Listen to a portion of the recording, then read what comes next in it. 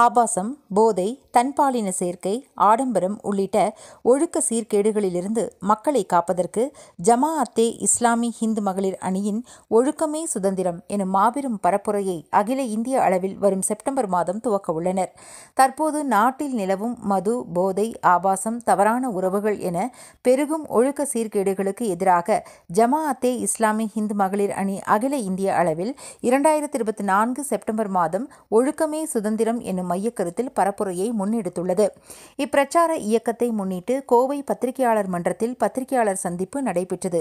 இச்சந்திப்பில் ஜமாஅத்தே இஸ்லாமி ஹிந்து கோவை மாநகர மகளிர் அணி தலைவர் ஜஹீனா அஹ்மத், மகளிர் அணி செயலாளர் ஷர்மிளா அப்துல்லா, கோவை தெற்கு மண்டல மகளிர் அணி தலைவர் சலீனா பாரி, மகளிர் அணி செயலாளர் பெனாசிர் சமத், கோவை வடக்கு மண்டல மகளிர் அணி தலைவர் கமருநிஷா ஆகியோர் கலந்து கொண்டு ஒழுக்கமே சுதந்திரம் என்னும் மாபெரும் பரப்புரை போஸ்டரை வெளியிட்டனர்.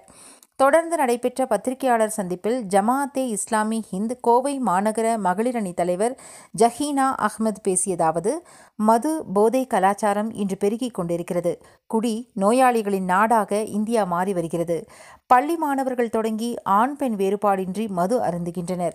இதனால் தீமைகள் பெருகிவிட்டன, நோய்கள் அதிகரித்துவிட்டன. விபத்து, கொலை, கொள்ளை, பாலியல் வன்புணர்வு என அனைத்து தீமைகளுக்கும் தாயாக மது இருக்கிறது. மதுவை ஒழிக்க வேண்டிய அரசாங்கமே டாஸ்மாக் கடைகளை நடத்துவது வேதனை அளிக்கிறது.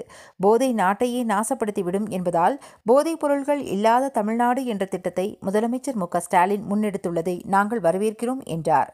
மது, போதை, ஆபாசம், ஒழுக்கக்கேடுகளுக்கு எதிராக ஜமாஅத்தே இஸ்லாமி ஹிந்து மகளிர் அணி முன்னெடுத்திருக்கும் இந்த பரப்புரையை முன்னிட்டு கோவையில் பல்வேறு நிகழ்வுகள் திட்டமிடப்பட்டுள்ளன.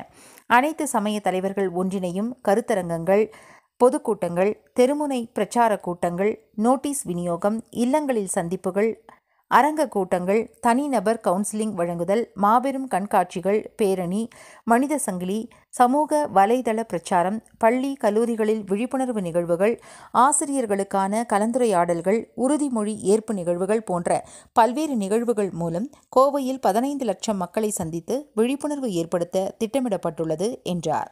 அது போதை, ஆபாசம், கள்ள உறவுகள், திருமணம் ஆகாமலேயே சேர்ந்து வாழ்தல், இது போல